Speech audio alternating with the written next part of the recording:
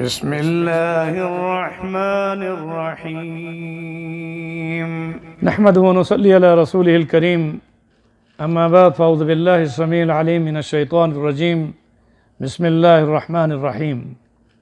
برادران اسلام، خواتین و حضرات، آج میں آپ کی خدمت میں قربانی کے جانوروں کے بارے میں مسائل و معارف سے آپ کو آشنا کرنا چاہتا ہوں۔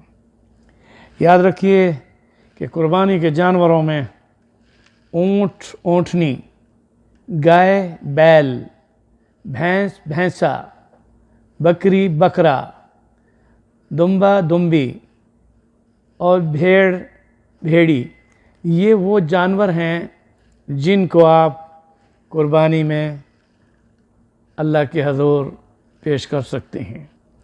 اگرچہ ہرن کا گوشت حلال ہے، اس کا شکار بھی حلال ہے، مگر قربانی کے جانوروں میں اس کو آپ شمار نہیں کر سکتے۔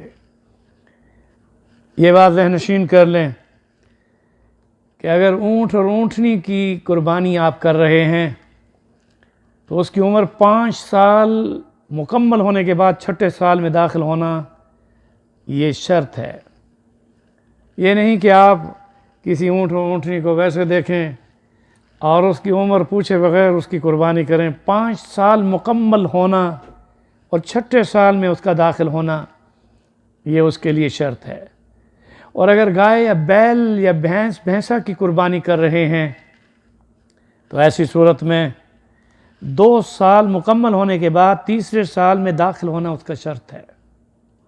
2 سال گائے کی عمر، بیل کی عمر، بھینس بھینسا کی عمر 2 سال مکمل ہونے کے بعد۔ اور اس طرح اگر بکری بکرا کی اگر آپ قربانی کر رہے ہیں تو 1 سال اس کا مکمل ہونا اور 2 سال میں اس کا داخل ہونا یہ بھی قربانی کے لیے اس کی عمر میں یہ شرط ہے کہ 1 سال سے کم عمر کی بکری یا بکرے کی قربانی آپ نہیں کر سکتے۔ ہاں، دمبا اور دمبی اگر وہ موٹے تازے ہیں اور سال کے جانوروں میں کھڑے ہیں اور ان میں سے 1 سال سے کم عمر کا بھی اگر کوئی جانور ہے یعنی دمبا دمبی، تو اس کی قربانی کے بارے میں فقہاء نے کہا ہوا ہے کہ وہ اپنی قد کے اعتبار سے، موٹاپے کے اعتبار سے اگر وہ 1 سال کے جانوروں میں یعنی برابر کی حیثیت سے کھڑا ہو جانور، تو ایسا دمبا دمبی 1 سال سے کم عمر کا بھی وہ بھی قربانی میں ذبح کیا جا سکتا ہے۔ اب آئیے یہ بات ذہن نشین کر لیں کہ قربانی، عید کی قربانی عید کی نماز کے بعد ہے۔ عید کی نماز سے قبل اگر کوئی شخص نماز عید سے قبل وہ قربانی کرتا ہے، صدقہ خیرات تو وہ کر سکتا ہے اس کا، لیکن عید کی قربانی کا وہ اجر اور وہ جو وجوب اس پر واجب ہے اس کا عید کی نماز کے بعد اس قربانی کا کرنا۔ مگر وہ گاؤں، وہ دیہات جن میں عید کی نماز ہوتی نہیں، تو ایسی صورت میں وہاں پر وہ عید کی قربانی کر سکتا ہے۔ لیکن جہاں عید کی نماز ہو، عیدگاہ موجود ہو، مساجد کے اندر بھی عید کی نماز پڑھی جا رہی ہو، تو ایسی صورت میں یہ بات ذہن نشین کر لیں کہ ایسا شخص عید کی نماز کے بعد وہ قربانی کرے گا۔ یہ میں کیوں بار بار کہہ رہا ہوں کہ بعض لوگ کسائی کو بلا کر اپنے گھر میں ذبیحہ کر دیتے ہیں، وہ ذبیحہ تو ہوگا مگر سنت ابیکم ابراہیم کی اس سنت میں جو صاحب نصاب پر وہ قربانی واجب تھی، وہ جہاں عید ہے وہاں نماز عید کے بعد ہی وہ قربانی کرے گا۔ اب یہ بات بھی ذہن نشین کر لیں کہ قربانی میں نیت کا اخلاص اور اللہ کی رضا کا ہونا شرط ہے۔ دکھاوا نہ ہو کہ جناب میری شہرت ہو جائے کہ میں نے اتنی زیادہ قربانیاں کی۔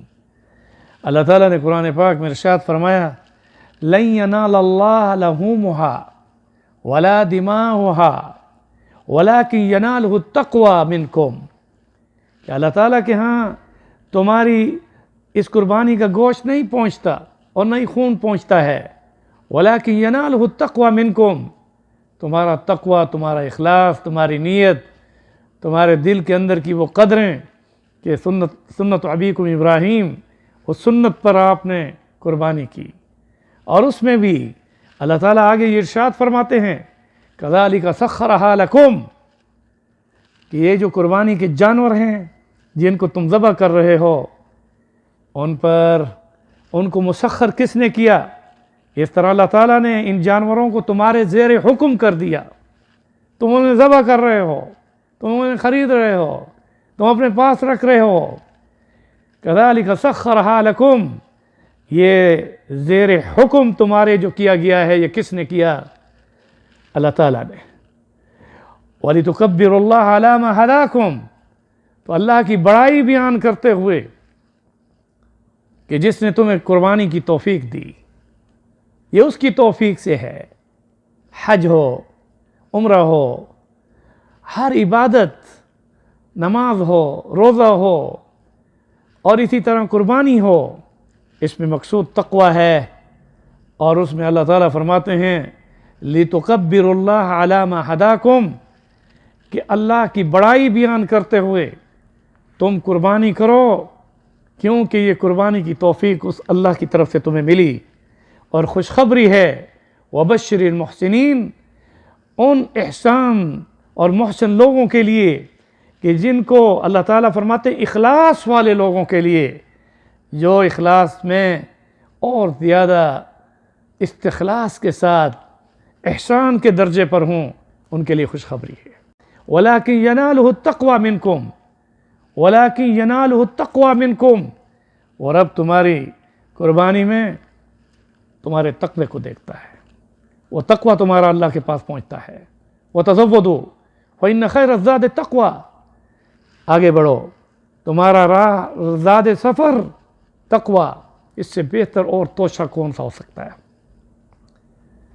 اسی طرح سے رب ذوالجلال نے واضح طور پر قرآن میں ارشاد فرمایا، اے نبی فرما دیجئے قُلْ إِنَّ صَلَاتِي وَنُسُكِي وَمَحْيَايَ وَمَمَاتِي لِلَّهِ رَبِّ الْعَالَمِينَ، نبی کو حکم ہوا اور امت کو تو اس حکم کے ساتھ پابند کر دیا گیا کہ ہم اعلانیہ طور پر بھی یہ کہیں کہ میری نماز، میری قربانی، میرا جینا، میرا مرنا رب العالمین کے لیے ہے۔